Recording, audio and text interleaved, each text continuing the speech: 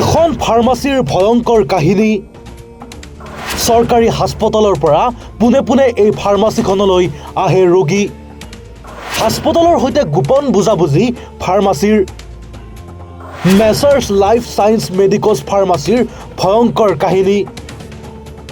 এখন ফাৰ্মাচীৰ অকথিত কাহিনী দীৰ্ঘদিনৰ পৰা এই ফাৰ্মাচীখনে এখন ৰহস্যজনক ব্যৱসায় চলাই আহিছে বেলতলাৰ ESIC হাস্পতালৰ সৈতে দীৰ্ঘ বছৰৰ পৰা গোপন সম্পৰ্ক ৰক্ষা কৰি চলা গুৱাহাটীৰ জয়ানগৰৰ মেছাৰ্ছ লাইফ সায়েন্স মেডিকোজ ফাৰ্মাচীৰ বিৰুদ্ধে উত্থাপন হৈছে বহু গুৰুতৰ অভিযোগ ৰোগীসকলে অভিযোগ কৰা মতে বেলতলাৰ ESIC হাস্পতাললৈ গ'লে ঔষধ নাপায় হাস্পতালখনলৈ গ'লেই চিকিৎসকে ঔষধৰ বাবে পুনে পুনে এইখন লাইফ সায়েন্স মেডিকোজ ফাৰ্মাচীলৈ যাবলৈ নিৰ্দেশ দিয়ে ভাৰত চৰকাৰৰ এখন হাস্পতাল এতিয়া চলি আছে এইখন ফাৰ্মাচীৰ ভৰসাত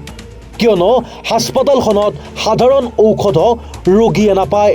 সকলো ঔষধ এইখন ফাৰ্মাচীৰ পৰাই সৰবৰাহ হয় ভাৰত চৰকাৰে বেলতলাৰ ESIC হাস্পতালক এখন মডেল হাস্পতাল ৰূপে স্বীকৃতি প্ৰদান কৰিছে কিন্তু নামত মডেল হাস্পতাল হ'লেও এই হাস্পতালখনত ৰোগীয়ে ঔষধ বিচাৰি নোপোৱাটো অতিকে দুৰ্ভাগ্যজনক বিষয় ইয়াৰ বিপৰীতে জয়ানগৰৰ মেছাৰ্ছ লাইফ সায়েন্স মেডিকোজ ফাৰ্মাচীৰ পৰা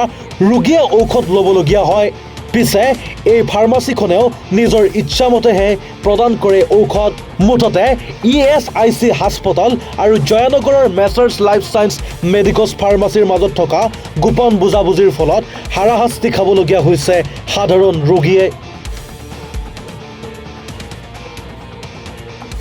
ভর্তি আছে আচ্ছা তারপিছত মানে এই ওষুধ এই 1 নম্বর 2 নম্বর ওষুধ ইয়াতে নাই আচ্ছা বিরুবাড়ি হসপিটাল লিখে দিছে বিরুবাড়ি ফার্মাসি মানে আমার একটু মানে আমার এরিয়ার পরে ফার্মাসি বিরুবাড়ি হ্যাঁ তাতে তারপরে এইটু লিখে দিছে এই লাইফ ফার্মাসির পরে ল'ব কাৰণে 1 নম্বৰ আচ্ছা এইখিনি ব্যুৰো ৰিপৰ্ট আনিবাৰত 24